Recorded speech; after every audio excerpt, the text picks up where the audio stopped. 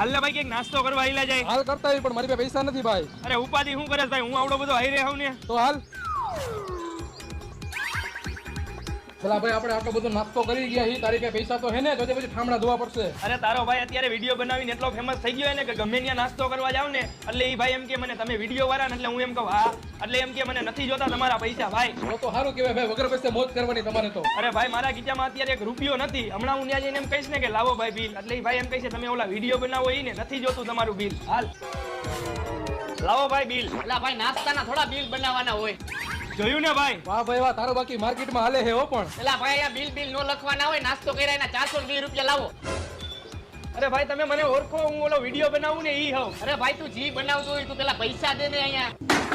દે ભાઈ પૈસા આવે. તને ખબર તો હે મેં હમણાં તને કીધું કે મારી પાસે એક રૂપિયો નથી. તો હાલ હવે.